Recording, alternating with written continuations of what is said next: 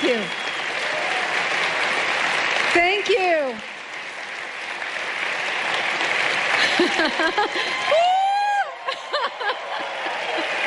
I love you too. Thank you very much. So touched and so blessed to be with you tonight. You honor me with your presence. Thank you for taking the time to coming here tonight and filling this beautiful church and just being inspired and being surrounded with love, with energy, with goodness. You know, people ask me all the time, Brigitte, don't you get depressed talking about radical Islam and terrorism and such a downer subject? And I tell them, you know what? Yes, I do. But you know what lifts my spirit up when I am down? Is this energy that I reflect on. And I remember all the places that I go to and I speak to, and the people that I meet across the way, like the wonderful people like you that I'm going to get a chance to shake your hand tonight and be around you and talk with you. And I say, there are great people in this world. There are great people in this country who share my passion for the United States, for its security, for Israel and its protection. So I am delighted to be surrounded with you tonight and share with you my life story, what's happening in our country, and what drives me to travel the nation and also the world to speak about why we all need to stand up and come together and call evil by its name.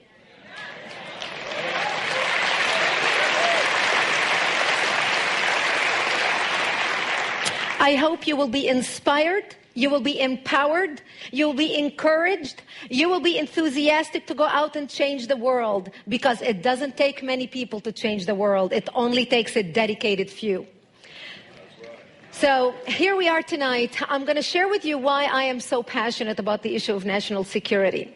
And I'm going to share with you my life story. For those of you who do not know much about me, and this is the first night you hear anything from me.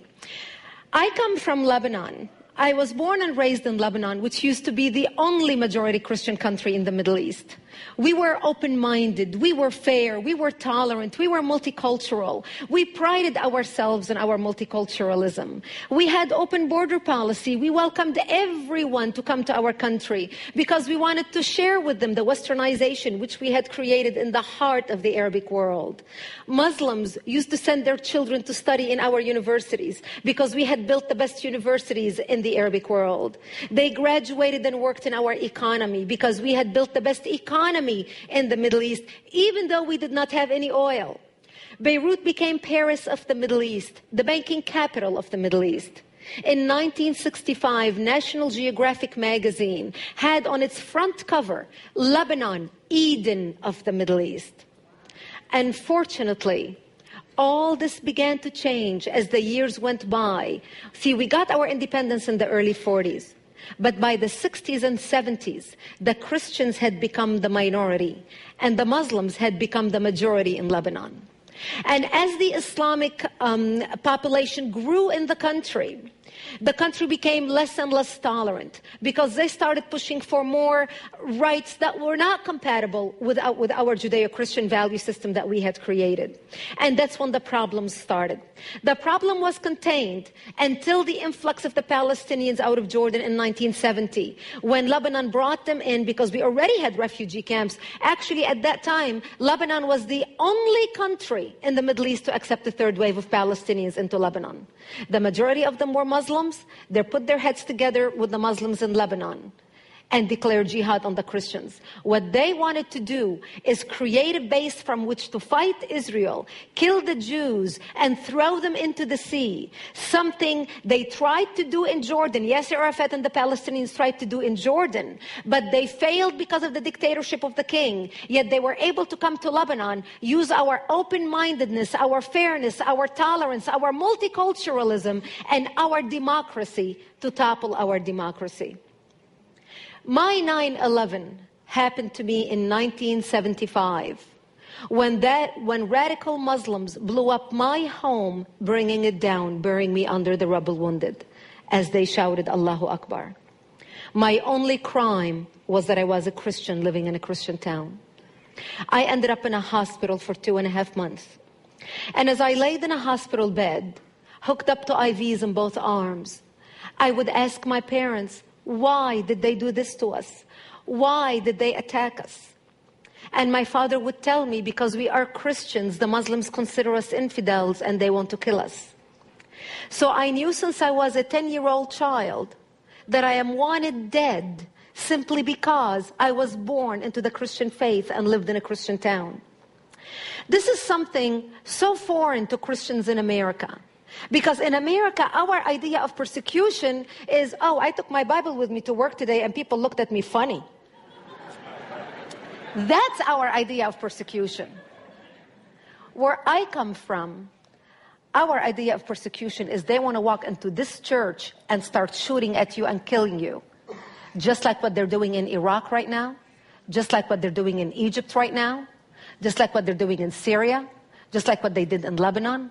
Actually, what launched the all-out war in Lebanon was 4 Muslims walked into a church service on a Sunday morning just like this and started shooting at people. That's what started the Lebanese civil war. I ended up leaving the hospital and coming back home. But my home was no longer the home I left. I ended up living with my parents underground in an 8-by-10 bomb shelter without any electricity, any water, and very little food. To get some food, we would crawl out under the bombs, and we would dig out different dandelions and different vegetation and different greenery that grew around our bomb shelter because it was the only greenery we had. To get some water, we would crawl to a nearby spring in a ditch surrounded by snipers trying to shoot at us just to get a drink of water. And before we left our bomb shelter, my mother and I and my father would say our last goodbyes because we did not know if we're going to come back alive or dead just to get a drink of water. And we would crawl in a ditch to what used to take a 5-minute walk would take us hours to get to the spring, where my mother had to use her stocking on top of the gallon of water to catch all the worms and all the junk and all the dirt and all the rocks so we can drink the water. And this became my existence. We lived in the mountains. In the wintertime, it was so cold. And because we didn't have electricity, the electricity plant and the water plant was in a no man's land. And basically, the Muslims controlled it. So if we would go out to turn it on, they would start shooting at it. And that's how we ended up without electricity or water. So to warm up in the wintertime, living underground, because we lived in a climate just like Minnesota, very cold in the winter. My father would walk out of our bomb shelter and break twigs from the trees and bring them into the bomb shelter. And he would pour kerosene or mazout or benzene on them and light them with a fire. And we would huddle around the fire to warm up. And many nights, we had an agreement that whoever woke up first, because many nights would fall asleep around the fire trying to warm up, whoever woke up first would drag the other 2 outside and slap them on their face until they wake up. Because many nights we would pass out because of carbon monoxide poisoning, lighting fire underground with no ventilation in a little bomb shelter. And this became my existence. And we would listen to the radio, and in the beginning of the war we thought, I remember my father would say to me when we went into the bomb shelter and, you know, this little dumpy little place that my daddy used for storage. And he would say, oh, it's a temporary thing, you know, it's just a week or 2 weeks, we'll be out, life will be back to normal. Because we would hear, my daddy would tell me, oh, America is going to come save the Christians in Lebanon. America and the churches in America are going to hear what's happening to the Christians in Lebanon and they're going to come save us. And then they would say, Britain is going to come save the Christians in Lebanon. France is going to come save the Christians in Lebanon. When they hear what's happening, nobody came and nobody cared. And as we started hearing about the massacres happening in the rest of the country, you see the Palestinians and the Muslims put their heads together and formed Jaysh Lebanon al-Arabi, the Arabic Lebanese army. And they started massacring the Christians, taking over Christian cities and towns. They committed massacres that were seldom reported in the Western media because the majority of the Western media was located in West Beirut, the area that Yasser Arafat controlled. And nothing came out of there that Yasser Arafat did not approve of. They would surround Christian cities and towns and walk in and massacre the people. One of the biggest massacres in Lebanon was the city of Damour in the beginning of the war, a Christian city.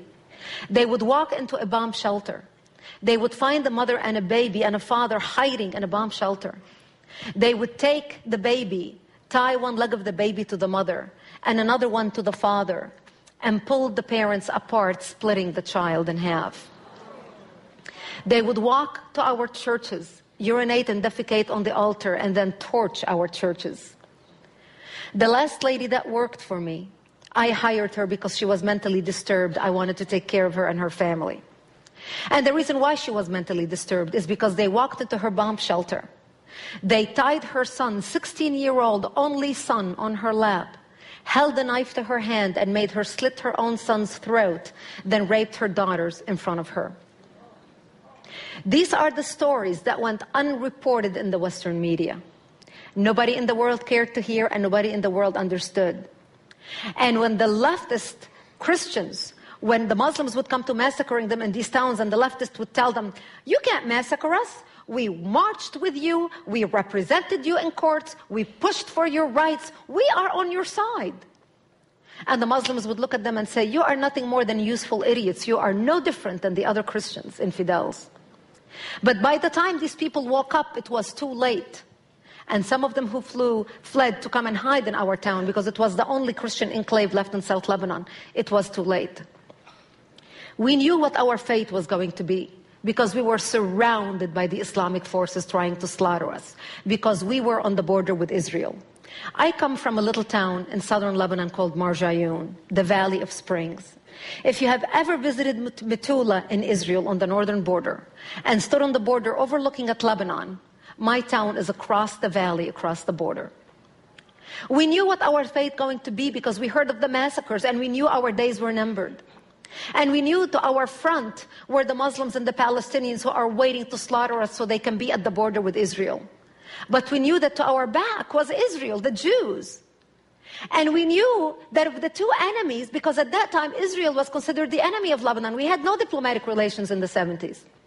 We knew as Christians, if we go to the Jews and beg for help, the Jews are not going to slaughter us because we had more shared values with them than we had with the Muslims. So few people from my town went to Israel and begged for help. They flagged down an Israeli patrol and said, listen, we barely have 48 hours to live. If you don't come help us, we're going to be dead. So you help us, we'll be your buffer zone. It works out for both of us. Israel started coming in the middle of the night and bringing in ammunition and bringing in support and bringing in food for the military and bringing bomb shelters to people. And Israel would take Lebanese Christians, anybody who can fight between the age of 15 and 40, and take them into Israel and train them how to fight. Because we learned very early on in the war that you can have all your professional degrees behind you on the wall, your medical degree, your accounting degree, your law degree, your whatever degree.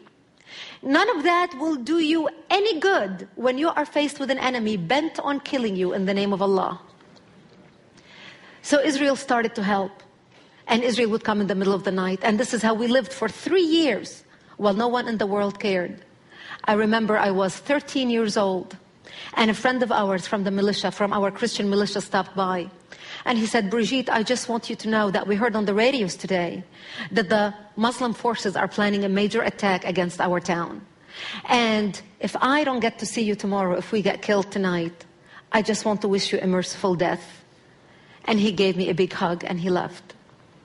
And I remember as a 13-year-old dressing in my Sunday best, in my Easter dress, because I wanted to look pretty when I am dead, knowing that there would be no one to bury me after they slaughter me. And I remember sobbing as my mother combed my long black hair down to my hips and tied a white ribbon in my hair that matched the white flowers in my blue dress. And I cried, begging her, I don't want to die, I'm only 13 years old. And there was nothing my mother could say to me. And we just cried. And I remember sitting in the corner of our bomb shelter and holding each other's hands and praying, my mother, my father, and I. And my father said to me, my father opened up the Bible and we were reading from Psalms. I shall walk into the valley of death and fear no evil. And my parents said to me, if they come to slaughter us tonight, we will create a distraction. You just run towards Israel and you never look back. You are a child, you are a young child. We lived a long life. Thank God I did not make that decision that night, because that's the night when Israel came in physically into Lebanon and kicked out the Muslim forces and the Palestinians and set up checkpoints to save our lives around our town.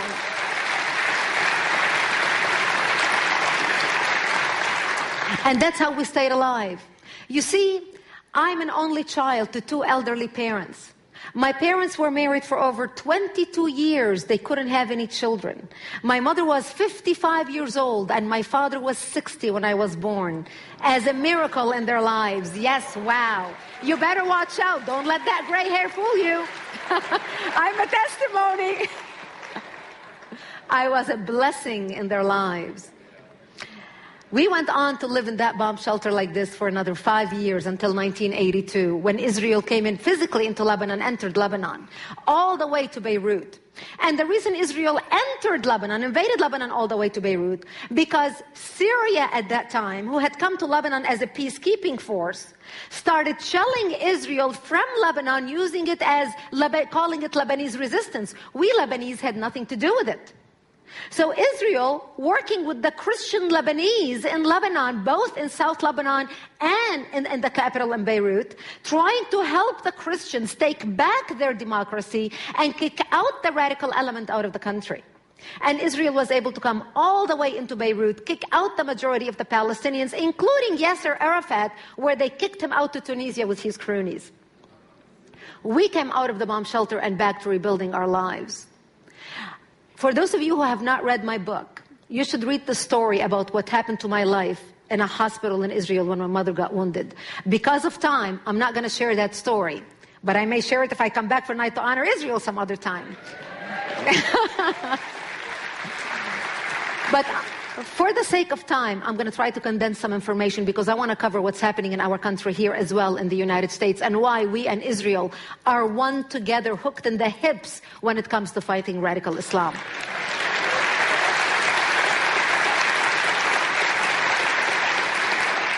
I ended up moving to Israel in 1984 and becoming a news anchor for World News in the Middle East, working in Jerusalem in Binyanei HaUmah. And that's the big building where they hold the big concerts right next to the Hilton Hotel. For those of you who attend the Feast of Tabernacles, I used to come down from the 5th floor down to the stage where they used to hold the Feast of Tabernacles every year, and that's where I worked. And that's where I worked from 1984 till 1989 as news anchor for World News, reporting on world events night after night. And as I reported on world events, I started realizing there was a pattern developing. Because no matter where the terrorist activity took place, and remember, this was in the 80s, where we started seeing a rise of terrorism and terrorist attacks around the world. No matter where the terrorist activity took place, the name of the perpetrators were always the same. Muslims, Ahmed, Muhammad, Hussein, Ali. The name of the victims were always Westerners, Christians and Jews. Terry Waite, Terry Anderson, Colonel Higgins, the Achille Lauro, the TWA, the Panam flights, and I can go on and on. As a matter of fact, in my first book, Because They Hate, titled Because They Hate, I go over pages upon pages. I list pages of all the years and all the attacks against the United States and Western interest that no one paid attention to. And I started realizing that what I used to think was a regional problem between a majority Muslim Middle East trying to kill or expel the minority Christians and Jews had become a worldwide problem. But the world was not paying attention. The world was not connecting the dots. The world lacked imagination. And isn't this exactly what the 9/11 Commission report said after 9/11? We lacked imagination. It's not that we did not know that Osama bin Laden wants to attack us. Osama bin Laden attacked in the previous 8 years, Osama bin Laden attacked the World Trade Center. In 1993, the only difference between the two attacks between 1993 and 2001 were the buildings did not come down. They attacked our embassies in the Kubar Towers in Saudi Arabia. They attacked our embassies in Africa and Tanzania. They blew up the USS Cole. And then they were so confident that we were so asleep that they came back and attacked the World Trade Center, the exact same spot again, and this time brought the buildings down. We lacked imagination. It's not that we did not know what our enemy wanted to do to us. We are dealing with an enemy for the first time in history that is so open, so clear, so determined. They don't beat around the bush. They're very direct. And the more direct they are, the deeper we dig our head into the sand thinking, na na na na boo boo, I'm not going to listen.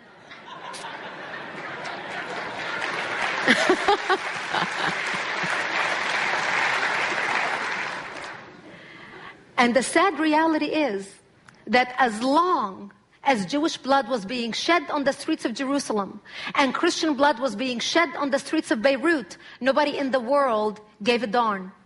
It wasn't until September 11th in the United States that the world woke up and realized, why do they hate us? What did we do to the Islamic world? Very simple words I have for you. They hate us. They hate us because we are infidels. Plain and simple. So what is driving this radicalism? Where is all this hatred coming from? A lot of people, especially when you listen to Al-Qaeda or the Palestinian, they say, well, we hate America, we are after America because America stands with Israel. Because of your foreign policy, that's why we attacked you on September 11th. If that is the case, then what is the mothership that is launching all this hatred against the West? In order for you to understand that, you have to learn a little bit about an organization called the Muslim Brotherhood, which you have heard something about associated with the Egyptian revolution in the last few months, especially after Christmas. The Muslim Brotherhood is the oldest Islamic terrorist organization in the world, founded in 1928 in Egypt, with 70 offshoot Islamic organizations, including Al-Qaeda and Hamas. Now, the Muslim Brotherhood was founded in 1928. 1928? Israel didn't even exist. America's foreign policy supporting Israel? Israel didn't even exist for us to have a foreign policy. So why did the Muslim Brotherhood launch Al-Qaeda, Hamas, and 70 other Islamic terrorist organizations around the world today? The answer is because they launched a movement of radical Islam to revive the authentic radical Islam of the 7th century and bring back the Islamic Empire, the Islamic Caliphate, which Ataturk eliminated and ended 5 years prior in 1924. The Islamic Empire existed from the 600s until less than 100 years ago. Our knowledge of history is so slim and so small and so almost nil. We do not understand what we're dealing with. We do not understand why our enemy is fighting us. They not only want the elimination of Israel, they want the elimination of our Judeo-Christian value system and of the West in general in order to bring back an Islamic Caliphate and conquer the world. Now, what are they doing and how they are doing it? The Muslim Brotherhood wrote a plan in 1982. It's a 100-year plan for radical Islam to infiltrate and dominate the West and establish an Islamic government on earth. In the counter-terrorism circles, this plan became known as the Project. In the project, they discussed tactics and proposals as to how to infiltrate the West, how to set up non-profit organizations and maintain the appearance of moderation in order to advance radical Islamic agenda in the West. They talk about how to work with like-minded progressive organizations in the West that share a similar goal. They talk about how to get Muslim interns in political offices in all levels in the West to sway opinion. They talk about how to get Muslims on the boards of Republican parties and Democratic parties so they can have a voice in swaying the decision of that party, whether conservative or liberal. They talk about how to get democratically elected Muslims into all levels in the Western government. They began implementing their plan in Europe in 1982. When you look at Europe today, Europe is no longer Europe. Europe has become Eurabia.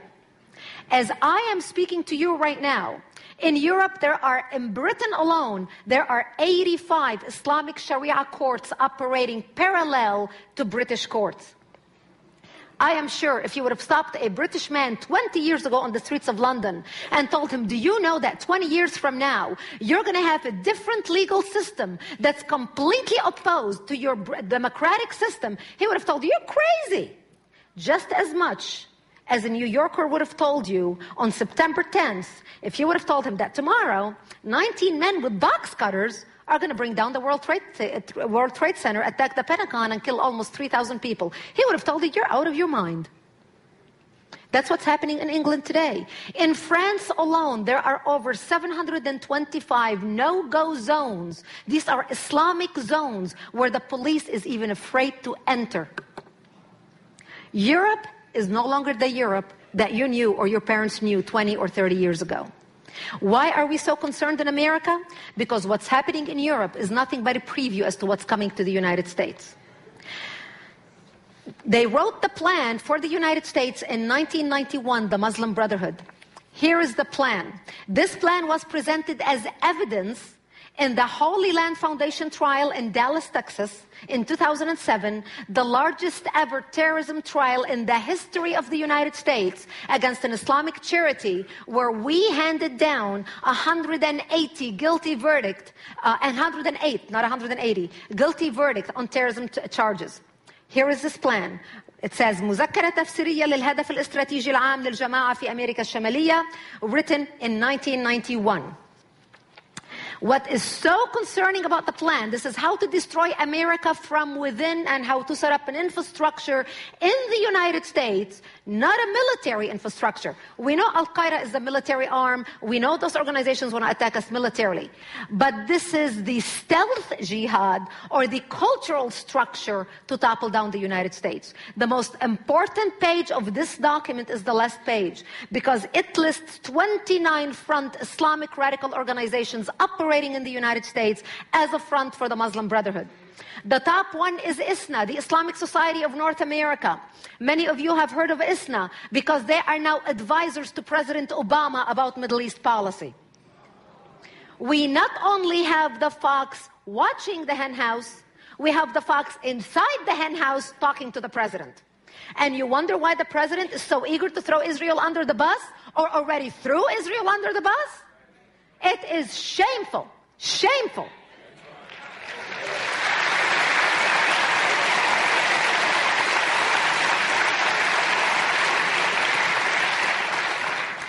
The second organization is the Muslim Student Association, the MSA. The Muslim Student Association has more chapters today on American college campuses than the Democrats and the Republican combined. And we wonder where anti-Semitism and anti-Americanism is coming from? While we were asleep, our enemy has been organizing for years. The Muslim Student Association right now has such influence on American college campuses that if you are a pro-Israel speaker or a pro-America speaker, you will have to have security fit for a president to be able to deliver a speech on a college campus because of the Muslim Student Association and how organized they are and how hateful they are. Number 8 on the list is NATE, the North American Islamic Trust. They control the majority of mosques in the United States. Number 22 on the list is the Muslim Association for Palestine, which later morphed into CAIR, the Council on American Islamic Relations, which is a front for Hamas in the United States. They are now the ones who you see on television all the time talking about Middle East affairs. And they are the ones who are invited to the White House to the iftar dinner and being catered to and speak at the Pentagon and at the State Department and everywhere else. This is what is so dangerous right now happening in America. It's not only the military threat that we are worried about. We know they are trying to attack us militarily. But this is the insidious threat that we are worried about. And I'm going to touch on education and how they are attacking us with the education. Part of the Muslim Brotherhood, part of this plan, is how to infiltrate every segment of our society in order to destroy America from within and create a generation that hates America from within. They have a media department, an educational department, a political department, a writers department, Islamic education department, intellectual think tank departments on every level. I'm going to touch now on our universities and how systematically they have tried this strategy to destroy our universities. I call our universities occupied territories, because if you have a child in an American college campus right now, especially if it's an Ivy League university, you know exactly why I call it occupied territories. We have lost our universities. They're brainwashing our children. So how are they brainwashing our children and why? They started, the Saudis, because of the oil wealth, started pumping millions into our universities, setting up Middle East study department and political science departments, setting up Arab professors who are anti-Israel and anti-America to basically brainwash our students. They are using, this is how they're doing it, they are using a loophole in our laws called the Title VI program. The Title VI program was instituted by our government after World War II to educate American students about foreign languages and foreign cultures, especially those who want to get into the CIA and the State Department and diplomatic field so they can be an asset to our country. That's how the Saudis are able to use that program to funnel millions into our universities and set up this Middle East Study Department and Political Science Department. To give you a general idea of the infiltration of our universities, King Fahd of Saudi Arabia donated $20 million to set up a Middle East Study Department at the University of Arkansas. $5 million donated to Berkeley's Middle East Study Department for 2 Saudi sheikhs linked to Al-Qaeda. Harvard received $22.5 million. Georgetown, $28.3 million. $11 million to Cornell, $5 million to MIT, $1.5 million to Texas A&M, $1 million to Princeton. Rutgers received $5 million share endowment, as did Columbia, who tried to lie to conceal the source of the funds. I can go on and on and on and on and on with many universities. From the Ivy League to the community colleges and everything in between. We pump the gas and they pump poison into the hearts and minds of our future generation. And that's why we must become energy independent and stop our dependence on oil.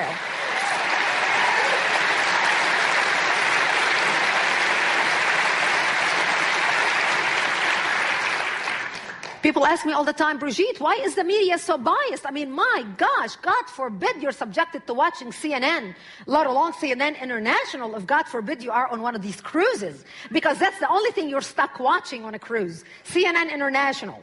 You know, you might as well be watching Al Jazeera in English.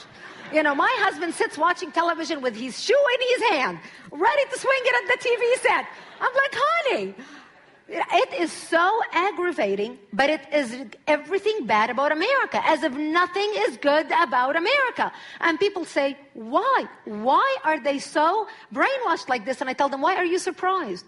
Because for the last 16 years, ever since the Saudis started spending their millions of dollars into our universities, all these students who have been graduating out of our universities being fed a steady diet of hate and resentment against America and Israel are now the news anchors, the news writers, the opinion shapers, the bureau chief, the newsmakers. What else do you expect?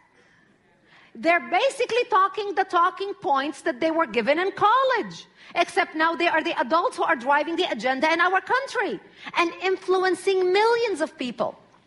Now, it gets even worse. You know how it gets worse? The Muslims got together and they decided, you know what? The strategy worked so well on college campus. Why wait until the kids get to college?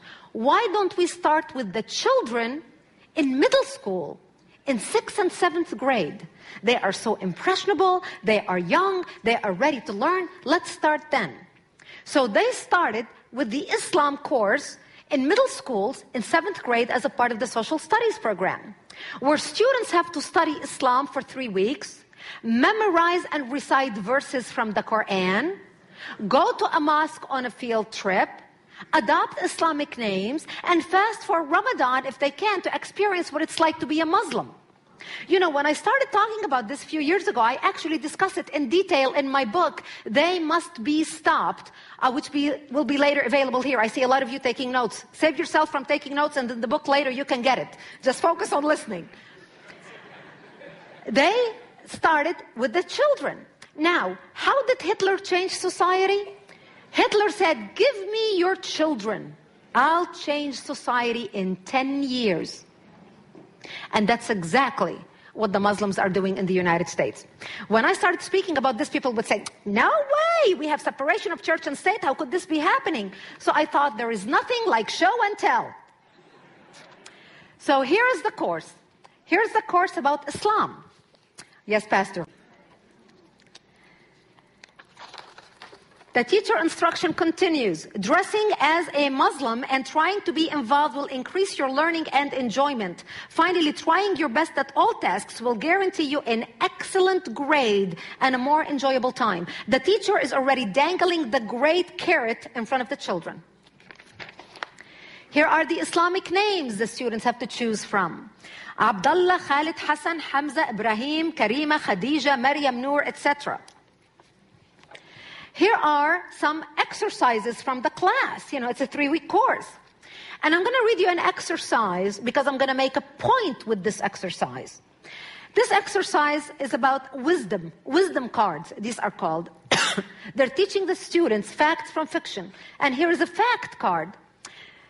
A jihad is a struggle by Muslims against oppression, invasion, and injustice. Now, this may sound familiar to you, but here is why. Because these are the talking points of Al-Qaeda anytime Al-Qaeda issues a press release saying why they are fighting the Americans in the Middle East. Why? Al-Qaeda is fighting what? Oppression of the Islamic world, invasion of the Islamic world, injustice in the Islamic world. What do the Palestinians say when they're talking about why they're fighting Israel? Why they have jihad against Israel? What's the Palestinians' talking point? Have you ever heard Hamas, the latest Hamas press release? We will continue our fight against injustice, oppression, and invasion. Our enemies' talking points are now being taught to our 6th and 7th graders in public schools in the United States. Why are they doing this? Because these students 10 years from now are going to be in college, and they're going to go into the workforce, and they vote. And what opinion do you think they're going to have about Israel and our soldiers who are fighting in the Middle East coming back home? Well, of course they're going to kill you. You deserve to die because they are just protecting themselves. That's why they have jihad, because they're fighting you because you invaded them, and you are not being just to them, and you are occupying them. That's what's happening in our society. And here's the kicker. Here is something that the students have to analyze. Remember, public school. This is public school. Here's something that they have to analyze. It is the Islamic salvation prayer, or the Fatiha, which is the prayer that is said in the beginning of every prayer. It is the equivalent to the Christian prayer of the salvation prayer of I accept Jesus Christ into my heart as my Lord and Savior, etc. Praise be to Allah, Lord of creation. Now remember, we cannot sing Christmas songs at public schools. Okay? Can you imagine Pastor Hammond going in there saying, praise be to Jesus Christ in public schools? Okay. Praise be to Allah, Lord of creation, the compassionate, the merciful, King of judgment day. You alone we worship, and to you alone we pray. Guide us to the straight path, the path of those whom you have favored, which is the Muslims who accepted Islam and Muhammad. Not of those who have incurred your wrath, which is the Jews who refused Muhammad. Nor of those who have gone astray, which is the Christians. This is in public school. The students have to analyze this prayer. Can you imagine Pastor Hammond going to public schools and saying, we're going to teach the Bible, a course about the Bible for 3 weeks. Now, you all students, if you behave yourself and dress like Jesus used to dress, and, you know, wear the Roman sandals, you'll get better grades. And you're going to adopt Judeo-Christian names like Michael and Sarah, and you're going to memorize and recite verses from the Bible, and you're going to fast to experience Good Friday, so you'll know what it's like to be a Christian. And then I'm going to invite you to my church for a church service, so you can experience like what it's a Christian. Now, let's analyze the salvation prayer. Jesus, I accept you into my heart as my Lord and Savior. What do I mean by that? Can you imagine him teaching that in public schools? What do you think will happen? And you know how they're getting away with it? Because most parents do not sit with their children and watch what their kids are studying.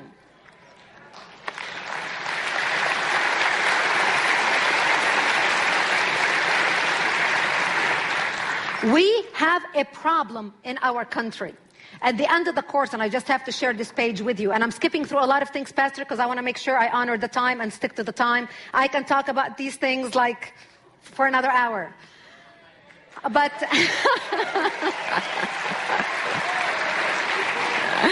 you came here to get educated, baby. You're going to get educated. Here's how the course ends. They get all the kids in the cafeteria, and the teacher says, for the Islamic ball, and the teacher says, Assalamu alaikum, fellow Muslims. The kids are already Muslims. And they celebrate, and whoever was the best student, and at the end it says, they announce the winner of who was the best Muslim student in the class. And they say, that's all we have time for. So until next time, inshallah, Assalamu alaikum wa Allahu Akbar. God willing, Allah willing, may peace be with you, and there is none greater than Allah Almighty. This is how the course ends. You know, we in this country have kept silent for a very long time about a lot of things happening in our country that we do not agree with. And I believe this is the time we need to take political correctness and throw it in the garbage where it belongs. Yeah.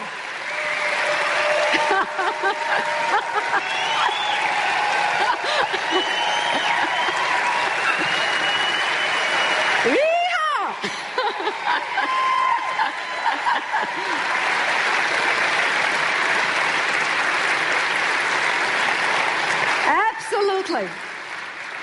Thank you. Thank you. I am talking to the right people. Thank you, Pastor. This is the right crowd. You know, I travel the country and I speak to many people. And I know that we have a lot of things in America that are not perfect. No one's perfect. Just as people have our own shortcomings, every country has its own shortcoming. But I am sick and tired when I see people complaining about America, apologizing for America, seeing all the ills in America.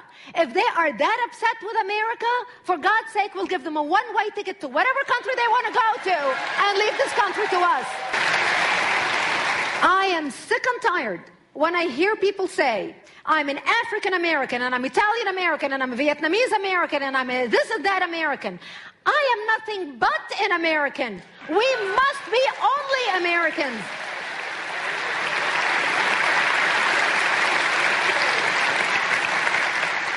And this is why, as I started traveling the country and thinking to myself, am I the only person who sees this problem? Am I the only person who sees that we need to speak up in this country before it's too late?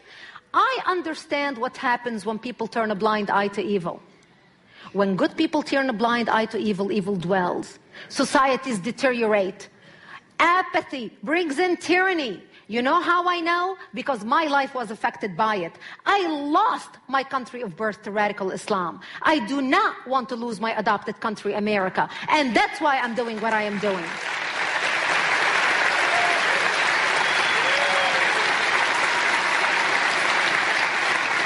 People ask me all the time, Brigitte, why are you so passionate about this subject? I mean, my gosh, when you speak, the energy, the passion. And I tell them, you know how Holocaust survivors walk around with tattoos on their arms? I know what happens when people turn a blind eye to evil. Because I look at my scars of war every day when I take a shower. Scars seen and unseen because of my injury. And this happened to me when I was 10 years old. I know what happens when people say, I don't care, it's far away, it's not going to happen to me. Yes, it will happen to you, because evil has a way of mushrooming and growing. And if you don't cut the head of the snake, it will reach you. It will get to you sooner or later. When people did not care about what Israel was fighting, they thought, oh, it's over there. They didn't care. Now it's here. We are fighting today the exact same enemy that Israel has been fighting for over 60 years. They're here. They're here now. And we must stop them now.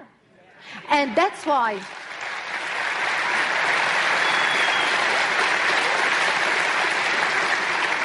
And that's why when I started traveling the country and I started educating people, I realized very quickly, people will come to me, they say, now that I am educated, what can I do? Give me something to do. And I realized very quickly, we can educate until the cows come home. Nothing is going to change. Education is important, but it is not sufficient.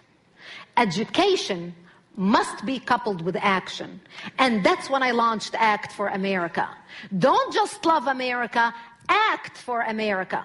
I realized there are millions of people across this country who think what I think, who feel what I feel, who want to see the changes that I want to see. But they are afraid to speak the way I do, because if you speak the way I do, people will call you racist and a bigot. I come from the Middle East. I look Middle Eastern. If anybody's going to accuse me of being a racist, they better be able to argue with me in Arabic, my mother tongue, before they can call me a racist.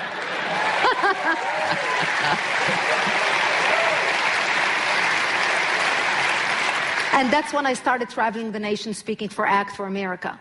I'm proud to tell you that Act for America today is 170,000 members strong, 580 chapters nationwide. Yes, thank you.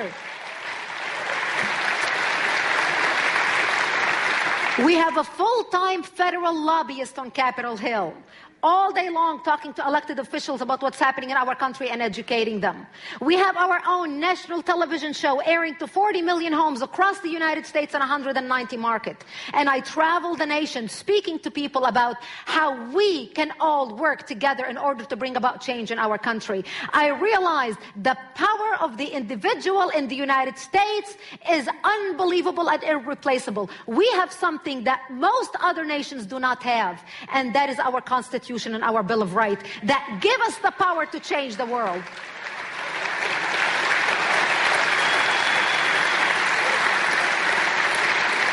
So I am here to share with you today how you can get involved, how you can become a voice affecting your community and our nation, how we can work together to not only defend and protect Israel, but how we can defend and protect the United States of America, and how we can do it democratically, respectfully, lovingly of our Muslim neighbors. We can pray for them, we can lift them up in prayer, we can honor them, we can respect them, but we can be wise in making sure that our Constitution does not get toppled on, that the lines do not get crossed between the separation of church and state, that we still honor the foundation that our founding fathers have set up for us, while at the same time protecting ourselves. So that's what you're going to learn about tonight.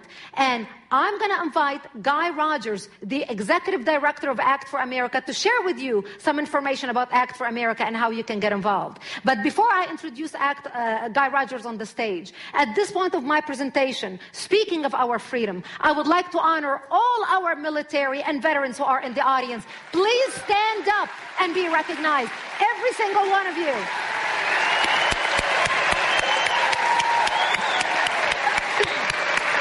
Remain standing.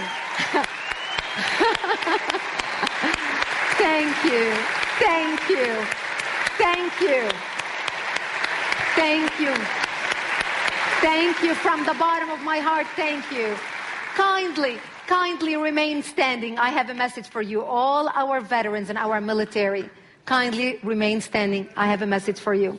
All of you, I want to see all of you up. Anybody who sat down, I'm waiting for you to stand up. Because I want to thank you from the bottom of my heart for building a nation for me where an immigrant like me can escape tyranny and come here and live in this great nation. Thank you for building a nation for me, a beacon of light where people from all over the world can come here to be free. Thank you for building a nation for me where I can come and be all I can be as a human being, where I can accomplish anything I want to accomplish, where I can stand up and... Thank you. Thank you. Thank you. Thank you. Thank you from the bottom of my heart. Thank you.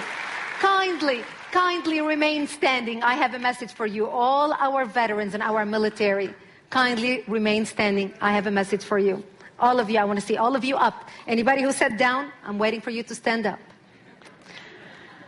Because I want to thank you from the bottom of my heart for building a nation for me where an immigrant like me can escape tyranny and come here and live in this great nation. Thank you for building a nation for me, a beacon of light where people from all over the world can come here to be free. Thank you for building a nation for me where I can come and be all I can be as a human being, where I can accomplish anything I want to accomplish, where I can stand up and speak without fearing for my life, where I can exercise my freedom of speech, my freedom of the press, my freedom of religion, and every other freedom I have. I know my freedom and the freedoms of everybody sitting down are built upon your shoulders and your sacrifice.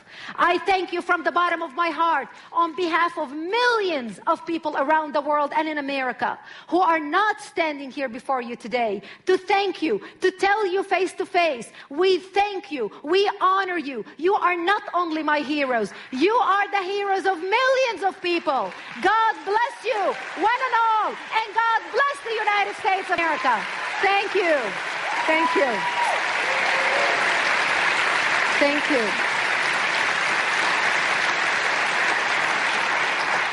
And I vow to you, I am building an organization that will always honor you, that will always lift you up, that will teach a new generation of America that you are our heroes and you will always be our heroes and you'll be treated as heroes. I vow to you that every place I am and every place members of my organizations are, you will be honored, you will be lifted up, you will be recognized. And now I would like... Okay.